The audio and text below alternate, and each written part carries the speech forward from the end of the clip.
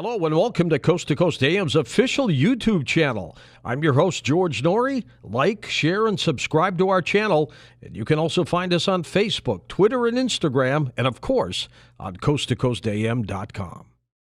Welcome back to Coast to Coast. One of our favorites, Stephen Quayle, back with us, author of so many great books, including Breathe No Evil. He has been articulating the need to be prepared against bioterrorism and also all kinds of issues that have affected us. He's a great researcher. He's got a new DVD out called The Unholy Sea. Welcome back to Coast, Stephen Quayle. Hey, Stephen, welcome. Well, thank you so much, George, because, again, it's a privilege to be on, and it seems like as you and I are on the radio periodically together, I mean, obviously you're on every night, but the point is tonight we're dealing with both maybe Armageddon as well as Amerigeddon. And, you opened up, and we'll get to that maybe in the second hour, but one of the things that's fascinating, our new DVD, True Legends, the series, The Unholy Sea, starts in Peru, which is called the Navel of the World. And Francis Bacon, which a lot of people believe was actually the man who wrote all of Shakespeare's works, but going beyond that point, talked about all of the advanced electronic and scientific devices that would be in the future in the last years of his life. Some people say it was 1626, 1627. But what's fascinating, George, and this is what people have got to understand, is he was talking about everything from deep underground facilities, skyscrapers a mile high, wind and water turbines, everything from electrical devices, genetic labs, lasers, powerful telescopes, everything that we're dealing with right now, from flying machines, submarines, and holographic projections, he was in possession of. And the question in his book, New Atlantis, how did he get those? Well, as you know, we started our world, if you will, tour of antiquity and ancient inventions and the giants in Peru. It's fascinating because Peru is if you will, one of the areas in the world where all the legends of giants, the giant bones, and advanced technology meet together. After the last show you and I did together, months ago, I got an email from a gentleman who said his great-grandfather escorted Hitler into Peru. We know he obviously went to Brazil, right, Argentina, but what's the specialty about Peru? And it's fascinating because the Unholy Sea, we're documenting the alien connection, and what's fascinating even now is that we had the C-130 pilot on who first appeared on your show back in 2007, I think, and we've got him on film talking about the giants, and I know Lynn Marzulli has also gotten corroborating evidence on that. Right. But where we're at right now is we're dealing with soft disclosure, and the Vatican's attempt right now to control the narrative. I know you probably had Tom Horn on in the past, but what's the most astonishing thing that I know tonight is that when Tim Alberino, the director of The Unholy Sea, was in Rome, he had the chance to meet with Zacharias Sitchin, one of his billionaire friends, one of the most famous Italian billionaires, and Tim and our camera crew got him on record as saying that even Zacharias Sitchin talked about the time an Anunnaki showed up on his bed. Anunnaki in his world, fallen angel in mine. So when we were interviewing all the different people in Rome and interviewing them in Sardinia and Malta, I would say this, the most mind-blowing thing that is present is the fact that the Lucifer telescope on Mount Graham was referred to literally by these insiders as looking for the return of Lucifer, kind of like Childhood's End, which Netflix played. And this is unfolding right now as you and I are talking. And back to Bacon, too, Stephen, for a second. I mean, what gave him this prophetic ability? Well, may I just read this real quick paragraph? Sure. It says something. And this we do also. This is Francis Bacon talking. We have consultation, which of the inventions and experiences which we have discovered shall be published, and which not, and take all an oath of secrecy for the concealing of those which we think fit to keep secret, though some of those we do reveal, sometimes to Satan, and some not. It was similar to what Dr. von Braun and Dr. Obertroff said about how the Nazis were so able to advance quickly, and they said they had help from outsiders. They had help from aliens. So what's fascinating is Bacon started out in Peru, and Peru is one of the depositories and has one of the largest underground tunnel systems in the world called the Chincana. And as we've been documenting this in our DVDs, and really important for people to understand, those underground tunnels went worldwide. So in the time of his writing, and obviously he was talking about the New Atlantis, which he never finished. It was all of the technological and scientific marvels of Atlantis that evidently some of the Atlanteans went to Peru, and obviously we're seeing now the opening up of so much advanced technology as the stargates open. So the stargates in Peru, the presence of stargates all over the world, the spiral, for instance, the Norway spiral. We're in the desert Southwest interviewing Native Americans. They're all talking about the same thing, George, and it's that the giants are coming back. It's fascinating. You wouldn't expect that to be coming out of the Native Americans, and we document that in the Unholy See. And by the way, because we're in real time now, this is a live broadcast, people can go on Vimeo and download it around the world. That saves them having to pay expensive shipping and postage and waiting. And it's wrong word, downloading. They can have unlimited reviews. They can watch it like Netflix. So Francis Bacon was part of a secret society, and whether you call it the Egyptian Brotherhood, a lot of the Masonic and the secret societies are based on advanced knowledge, which they take oaths of secrecy to. The same thing that Hitler's SS, and the SS means the dark sun, not what most people believe it to mean.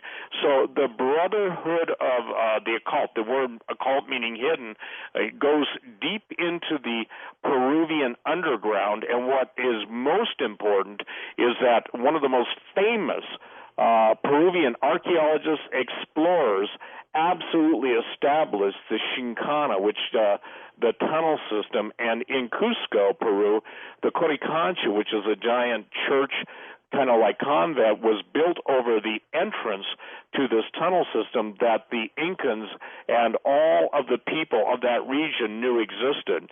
These were built by giants. By the way, these weren't built, and this is something that I want to get out right now. In all of our studies of both the Aztec, the Maya, and the Inca, none of them claimed they built what they possess. None of them. Wow. Stephen, stay with us. We're going to take this break and come back and talk about these giants and more things that you've been working on. Incredible work, by the way. Just absolutely incredible. And why do they still keep that a secret? The giants a secret. We'll talk with Stephen Quayle about that as well. His website is his name, linked up at coasttocoastam.com, stevequayle.com. His DVDs, True Legends. Episode 1 is Technology of the Fallen. Episode 2, True Legends, is, as we just mentioned, The Unholy See. So we'll be back in a minute. Oh, by the way, we will open up the phone lines so you can chat with Stephen next hour right here on Coast to Coast AM. Okay, welcome back to Coast to Coast. Stephen Quayle with us as we talk about just amazing things that you continue to uncover, Stephen. How do you find these stories? Well, interestingly enough, a lot of them come off of response from people that listen to Coast and other radio programs that I'm on, and we're literally getting flooded right now with people from Eastern Europe, people from even China, Siberia, saying, you've got to come here. We have evidence of giants, and we follow up the leads. And one of the things that's amazing, George, is there's a word I've got to share with people. It's called the Septuagint, and that's the Hebrew Bible translated into Greek. Now, listen to this, okay? This is Isaiah 13, Lift up a standard on the mountains of the plain, exalt the voice of them, beckon with the hand, open the gates, ye rulers. I give command and I bring them. Giants are coming to fulfill my wrath, rejoicing at the same time and insulting. You know, we've talked a lot about stargates. It's becoming more prevalent and prominent. For instance, a good example is about maybe a month ago, the NASA announced that there was Martian Morse code. Did you see that story? Yes, I did. Well, what's truly intriguing about that is when Tim and my film crew were down in Peru and Bolivia in the Altiplano, and the late David Flynn, who wrote Cydonia, The Secret Chronicle of Mars, put forth the fact that there is an actual language engraved into the landscape. And I've talked to scientists in the last couple months trying to get the deciphering going. Now, it's my contention that obviously NASA and the supercomputers have already deciphered the language of the fallen angels. And isn't it interesting that even the Incan priests had a way of tying knots called quipu and could tell the whole history of the fallen angels, the giants, and everything. So what I'm saying is, as I talk and we research this all over the world, people are talking about strange anomalies, strange phenomenon, stargates opening, everything from flying saucers, orbs, and things have changed, pun intended, in the atmosphere. Even tonight over Pennsylvania, a new strange meteor, and everything is not a meteor. The different colors indicate different compositions. So it's battle in outer space, battle on inner space, battle under the ground, and now things coming up on the ground. And you know, when you ask me how we follow these leads, we're basically going out of the book of Genesis, chapter 6, talking about the giants in those days before the flood and after those days, and people just don't get it. I mean, I cannot find, after 40 years, any place in the world that does not have its legends of giants and the fallen angels having sex with earth women, and it's all over. Now look at the genetic manipulation going on, and it's fascinating because this is the very same stuff that Francis Bacon talked about in 1626. And the mixture, Stephen, of animal and human, to me, is absolutely bizarre, and it's going to get worse, isn't it? It is going to get worse. When I wrote the book Genetic Armageddon, we announced that on your show 10 years ago and followed up with the latest book, Xenogenesis. It was so hard, George, for people to wrap their mind around the fact that the day would come when animal and human genetic material would be combined to literally bring back the mythological creatures that have so filled the pages of history. And that's why I use the title True Legends. Xenogenesis means a third set of DNA, interesting, 3-parent children, that's added into the mixture. And so what we're talking about in the New Atlantis isn't really the New Atlantis, it's the old Atlantis. And the very fact that this ancient technology, and including stargates, now most people can't even grasp that. They think it was just a series on TV and a great movie, which in my opinion was a great movie. But what's more important right now is all of the geophysical activity going on Earth. Obviously, we've got the volcanoes going off. I said 10, 12 years ago when you started with Coast, how long was that, 12 years, 14 years? 2003, full-time. Okay, 2003, but you started 2002 part-time, too. 2001 part-time. Okay, so that's 15 years ago, and I remember the first time I was on, we were talking about stuff that just people couldn't handle. Even the day would come when this sort of genetic manipulation would take place. Now, what is the number one drudge headline dealing with what the billionaires want? The billionaires basically want eternal life. They want life extension. Right. They want to go to the stars. And bunkers. Isn't that bunkers? Billionaires for bunkers. By the way, I used to be in that business years ago. Really? Yeah. And, as partners with a guy, we were building underground shelters, kind of like a spherical fiberglass structure. So I take specific interest in that. As a matter of fact, some gentleman sent me an email today saying that they have a giant, totally renewed bunker, and wanted to know if I knew anybody that wanted to buy it. They only wanted $15 million for it. That's all. I'll pass. Yeah.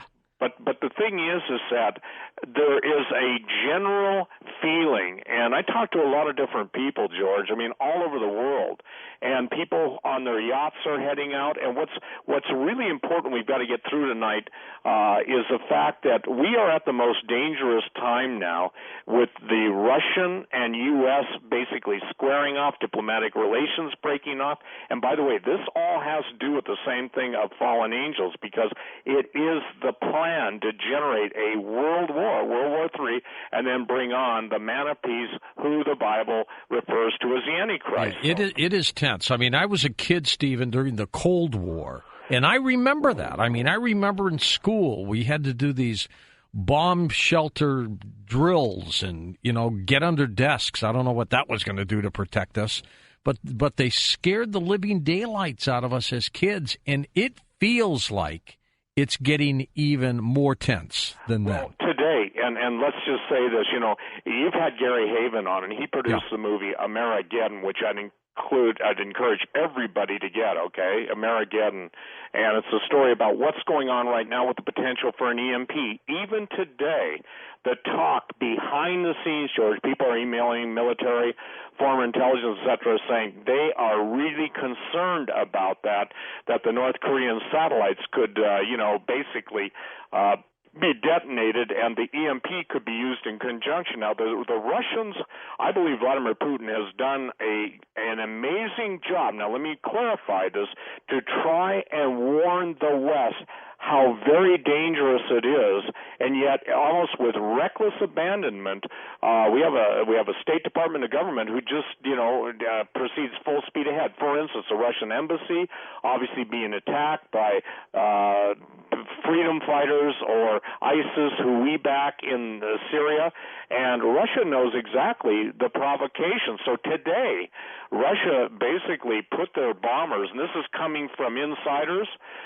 they put their bombers into the old Cold War patterns, where they'd fly right to the point where things would get hot and then pull them back. They put up their equivalent of Looking Glass, and Looking Glass is basically the airborne command system. So as you and I are talking, and everybody worldwide is listening, this thing with Russia and the United States is not decreasing.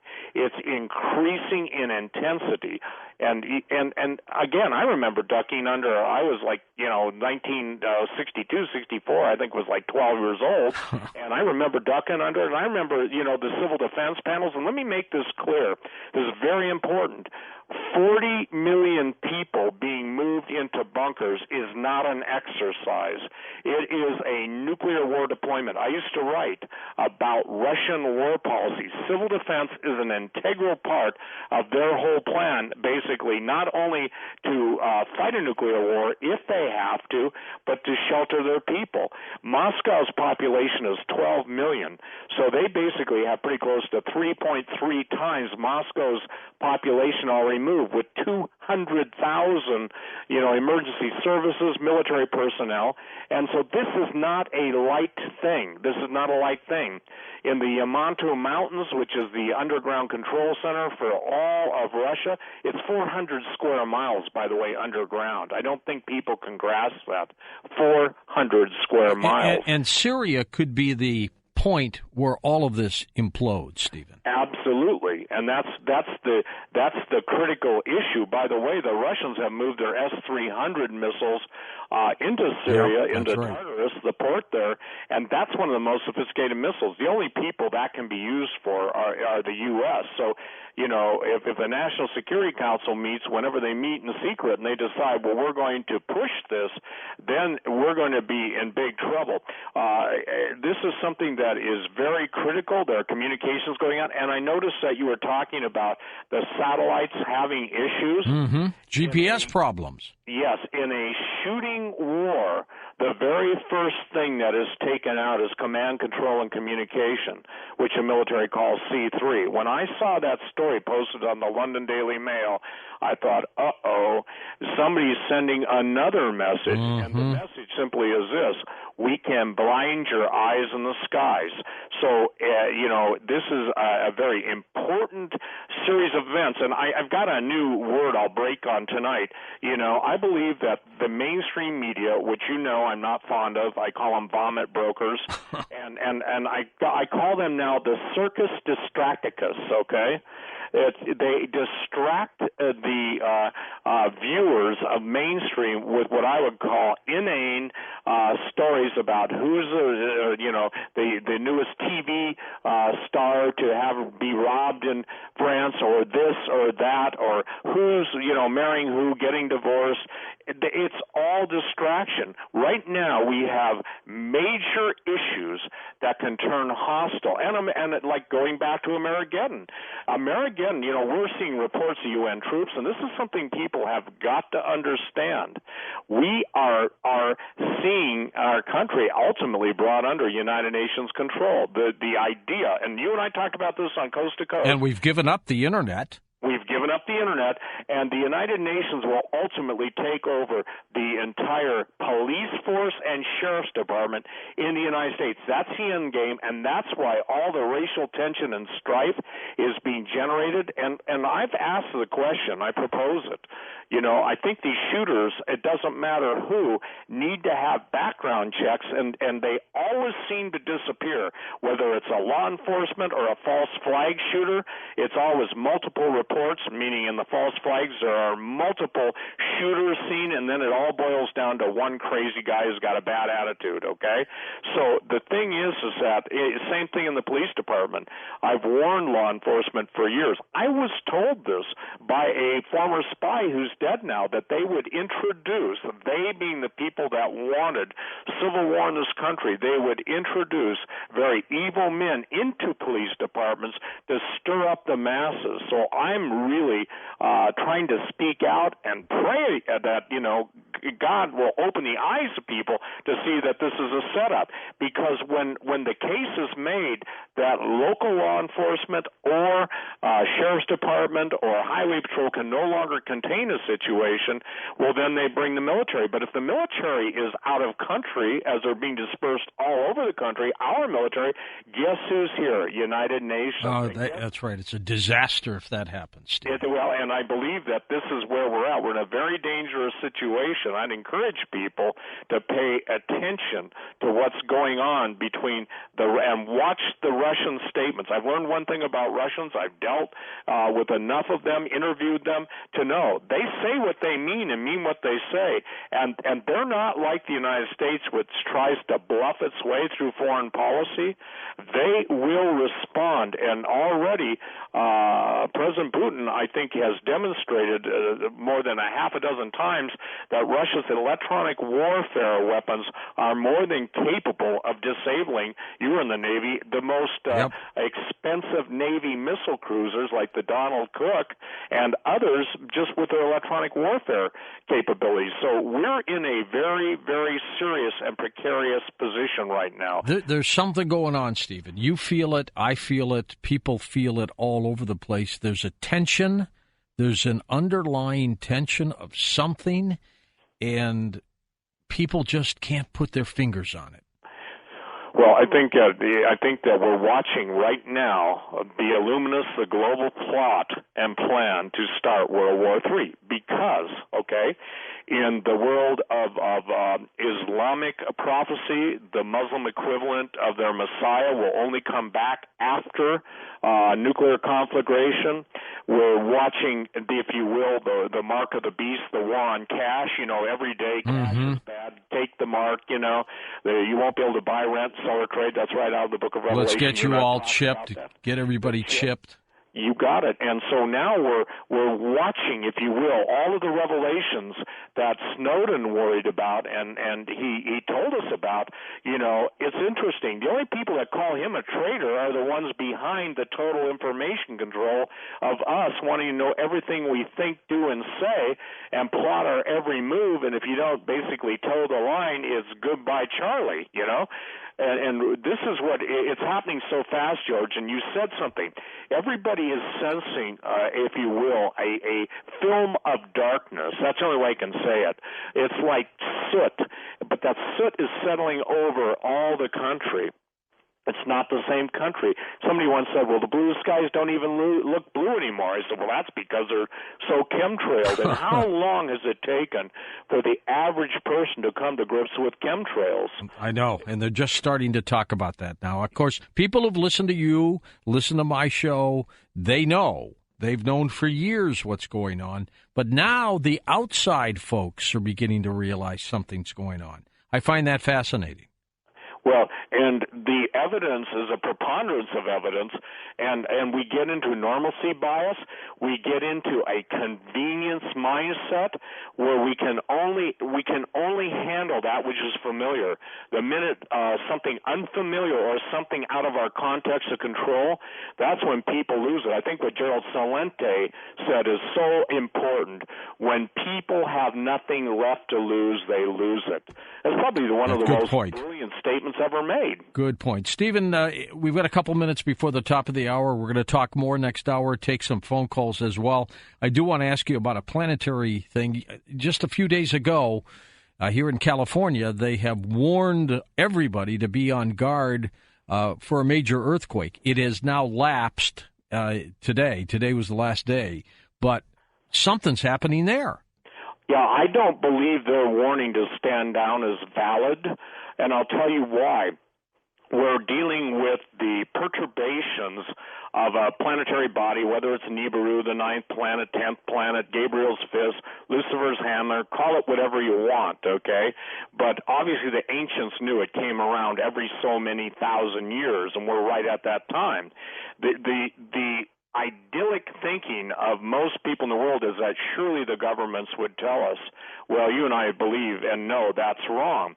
I think the clearest sign of it, George, is all the volcanism going off, whether it's Colima, whether it's Kolochevskoy, every place from the Kamchatka Peninsula to Kilauea in Hawaii to all of the different Philippine volcanoes, Indonesian. The one I want people to really watch is the other day there were a bunch of swarming earthquakes off the Canary Islands. Well, that's the worst place because that's Cumbre Vieja, and when that volcanic, if you will, mountain slides into the sea, there are National Geographic specials you can watch on YouTube of an 1,800-foot tsunami coming against the East Coast.